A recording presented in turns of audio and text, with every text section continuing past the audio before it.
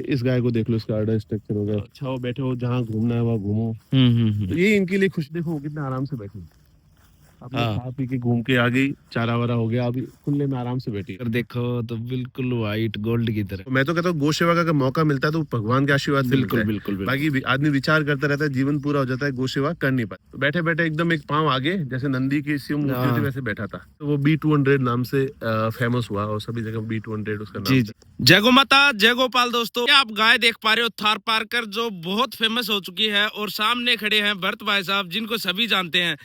एक वीडियो भरत भाई की आज बनाने जा रहा हूँ कि कैसे ये शुरुआत हुई थी, थार पारकर नस्ल क्या है, कुछ टॉपिक इसके बारे में हम भरत भैया से जानेंगे। जी भैया, जय गो माता। जय गो माता। मोहित भाई बहुत बहुत स्वागत है, कैसे हो आप? जी बढ़िया। कैसे शुरुआत हुई थी ये? जैसे गाय के विषय पे तो मेरे परिवार में हमेशा एक जी जी। बात होती रहती है। हाँ मेरे पिताजी का भी गौ समर्पित जीवन था। हाँ हाँ। तो थार पारकर ये हमारे यहाँ की मूल नस्ल है। जो जैसलमेर, बाड़मेर, जोधपुर का पूरा क्षेत्र, तो यहाँ पर जो लोकल ब्रीड कहते हैं इसको हम, स्थानीय नस्ल थार पारकर है।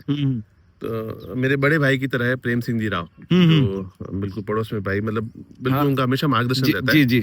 तो उनकी हमेशा इच्छा थी कि यार कुछ गायों पे करें। तो उस समय हम बात करते थे कि गिर गाय पे कुछ करेंगे, रेड सिंधी पे कुछ करेंगे।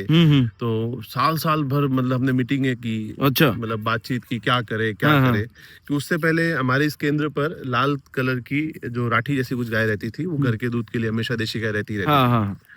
तो उस समय ये इच्छा हुई कि कुछ बातचीत में आया कि लोकल ब्रीड पे काम होना चाहिए। तो हमेशा हम भी प्रमोट करते हैं।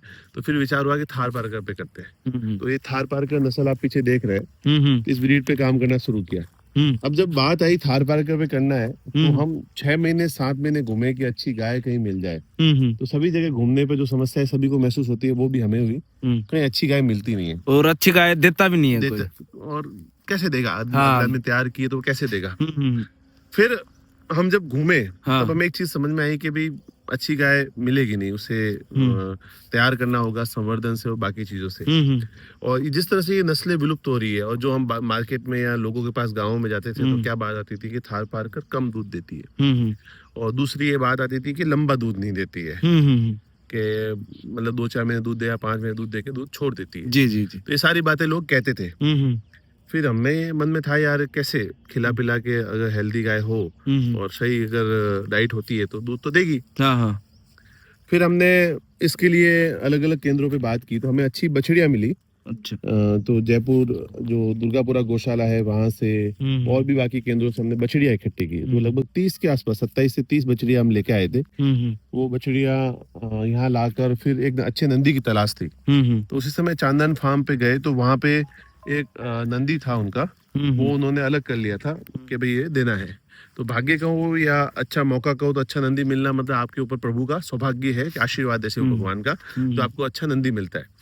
और मैं तो कहता हूँ गौ सेवा का अगर मौका मिलता है तो भगवान के आशीर्वाद से मिलता है। बिल्कुल। बाकी आदमी विचार करता रहता है, जीवन पूरा हो जाता है, गौ सेवा कर नहीं पाता।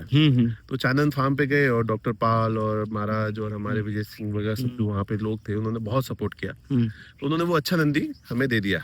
तो उसको यहाँ पे लाए, तो उसका नाम हमने रखा था कि भाई क्या रखे। तो वो जब आया तो यहाँ बैठा था उस दिन सुबह। तो मैं रात को उस दिन यही सोया।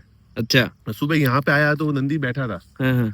तो बैठे बैठे एकदम एक पांव आगे, जैसे नंदी की शिव मूर्ति होती है वैसे बैठा था। मैं क्या जोरदार है।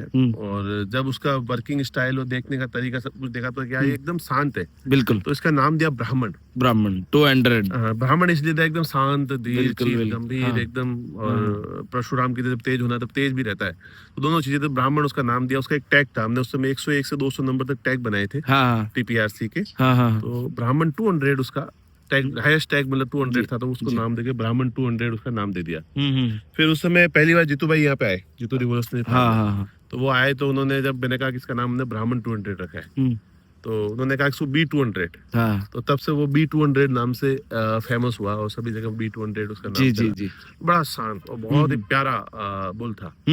और उसी का आशीर्वाद कहूँ या सबको, उसने जो साथ मिले एक भाई आज भी भैया बछड़ियां हरियाणा में अभी भी फर्स्ट और सेकंड आई हैं। हाँ, ब्राह्मण 200 की पोती जो उस लाइन से, दूध में भी अच्छा था, सारी चीजें अच्छी थी। तो फिर हमने जो गाय वहाँ पे थी और जो बछड़ियां लाए थे, उन पे अच्छा नंदी यूज करना शुरू किया जी।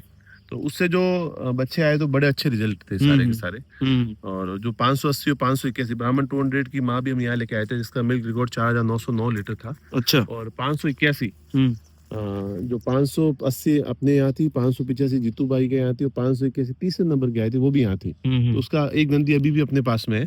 अच्छा जो उसका यहाँ पे टाइम पूरा हो चुका था, अभी उसको देंगे अपन। तो 581 बुल का भी बच्चा यहाँ रहा, दोनों गौ माताएं यहाँ रही। बाकी सब ये बछड़िया थी। आप पीछे जो बड़ी एज की गाय देख रहे हैं सींग वाली, वो सभी यहाँ पे बछड़िया थी और बड़ी हुई। जैसे इस गाय को देख लो, इसका आर्डर स्ट्रक्चर हो गया, शानदार है। मैं इसी को फोकस कर रहा था जी। तो आप मतलब फर्स्ट लैक्टेशन की बछड़िया देखोगे ना, दिखने में बड़ी बिल्कुल बिल्कुल, दूध में बड़ी अच्छी होती है, आर्डर स्ट्रक्चर ये भी बहुत प्यारी है हमारे। हाँ, ये भी बहुत प्यारी है। अभी ऐश्वर्या की क्या कुछ है, कोई बछड़िया तो डेथ हो गई थी, 161 हाँ। नंबर है, ये रही होगी। अच्छा अच्छा, तो वो बड़ी ऐश्वर्या अलग ही थी। वो ब्राह्मण 200 की बहन थी। अच्छा अच्छा, ब्राह्मण 200 की बहन थी। हाँ ये है, ये ऐश्वर्या ही बेटी है ना। 69 है। हाँ। तो बहुत प्यारी प्यारी, जैसे इसको भी आप देखो, बहुत प्यारी है। और ये 140 का वंश है पूरा। अच्छा अच्छा, बच्चे जो 140 मतलब रानी गौ माता, रानी गौ माता खूब है। रानी गौ माता तो आपकी मूल वो है फार्म की, है ना। बछड़ी आई थी। मैं कहता हूँ कि गाय हमेशा भाग्य से ही मिलती है। गाय आपके पास आती है, आपके भाग्य से ही आती है। बिल्कुल, आप कितने अच्छा नंदी लगाओ, सब चीजें करते हो। हाँ, उसमें एक रहता है रेशियो, अपन कहते हैं। अच्छी गाय भाग्य से ही आती है। अच्छा, अब थार पार्कर पे अगर कोई काम करना चाहे तो किस तरीके से, मतलब शुरुआत क्या क्या ध्यान में रखनी है? अभी वर्तमान स्थिति जो देखता हूँ ना, थार पार्कर पर काम करना है तो अच्छी गाय लेना बड़ा डिफिकल्ट है। फिर रेटें इतनी हो जाती है कि आदमी बड़ा परेशान हो जाता है।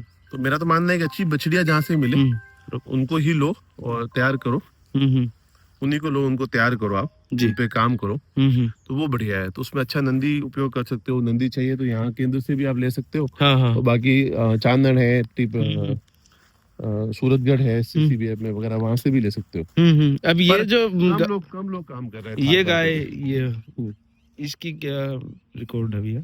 सब ये 10-11 लीटर से ऊपर ही है टाइम का। 125, 118, 114, 115। हाँ, तो बहुत सारी गाय जो टाइम का 10-11-12 लीटर से ऊपर ही है सारी। अभी ये दिन में यहाँ पे खुली रहती है ना। हाँ, गाय इस गाय का यही है कि जितना खुला रखते हो उतना ही आनंद में रहती है और खुश रहती है, उतना आपको दूध अच्छा देगी। बिल्कुल बिल्कुल, मतलब आप देखो कितना आराम से बैठी, आपने खा पी के घूम के आ गई, चारा वारा हो गया, अभी खुले में आराम से बैठी है। जितना खुले में, अभी ये पूरा प्लॉट जो देखते हो ना, इनके घूमने के लिए ही है पूरा। तो जहाँ इच्छा हो बैठे हो, जहाँ घूमना है वहाँ घूमो। तो ये इनके लिए खुशी है। फिर जैसे बैठने की जगह हाउसिंग हो, तो हमने प्रयास किया था कि भी कम से कम खर्चे का मॉडल लोगों को दिखा पाए। क्या होता है कि आदमी सारा का सारा पैसा अपने शेड और उसके ऊपर डाल देता है। आदमी अच्छी गाय लेने के लिए पैसा रहता नहीं, फिर उसमें कॉम्प्रोमाइज करता है, तो फिर फेल हो जाता है।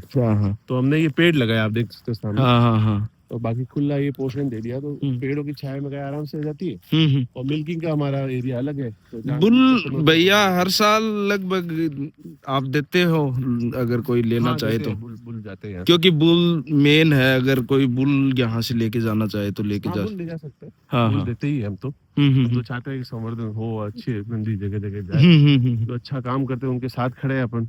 बिल्कुल, प्रयास करते हैं कि करें, क्योंकि थार पार्कर पे कम है और तो जुनून अभी बढ़ा है। मैं देखता हूँ ना, काफी सारे लोग जो हरियाणा में, यहाँ मैं महाराष्ट्र में भी देख रहा हूँ, लोगों में बहुत शौक है थार पार्कर का।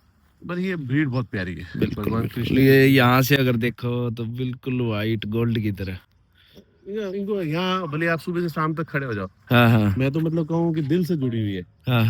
सुकून ही यही मिलता है, शांति यहाँ मिलती है। मैं जब भी कभी, अब तो भागदौड़ ज्यादा करता हूँ, तो पहले यहाँ बैठ जाते थे, कुर्सी लगाई, बैठ गए, देखते रहो बस। आप सुबह शाम तक बैठे रहोगे, तब तक भी आपको लगेगा कि यार बस यही जीवन है, इससे बढ़ के कुछ है ही नहीं। जी भैया, जय गौ माता। जय गौ माता भैया।